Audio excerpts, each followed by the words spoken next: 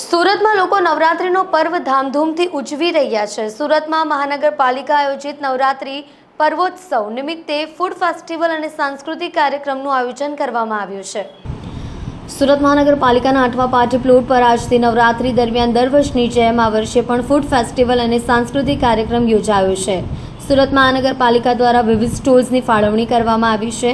Food ફેસ્ટિવલનું આયોજન ઉમરા police સ્ટેશનની બાજુમાં 8મા પાર્ટી પ્લોટ ખાતે રાખવામાં આવ્યું છે। આ વખતે પણ 80 જેટલા સ્ટોલ્સ મૂકવામાં આવ્યા છે। સુરતમાં નવરાત્રિ નિમિત્તે ગરબાની સાથે ફૂડ ફેસ્ટિવલ તેમજ સાંસ્કૃતિક કાર્યક્રમનું આયોજન કરવામાં આવ્યું હતું, જેમાં અલગ અલગ પ્રકારની વાનગીઓના સ્ટોલ્સ લગાડવામાં આવ્યા હતા।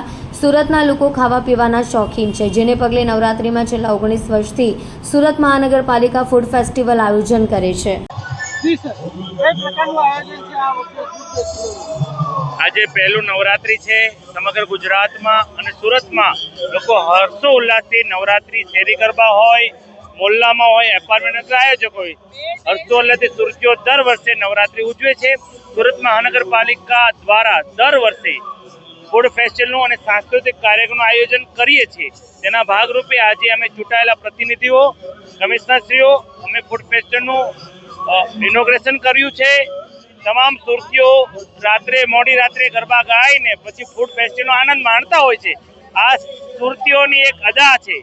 હું તમામ સુરતીઓને નવરાત્રિની શુભકામના પાઠવું છું, માતાજીને પ્રાર્થના કરું છું, મારા તમામ સુરતીઓને સુખ, શાંતિ અને સમૃદ્ધિ અર્પિત।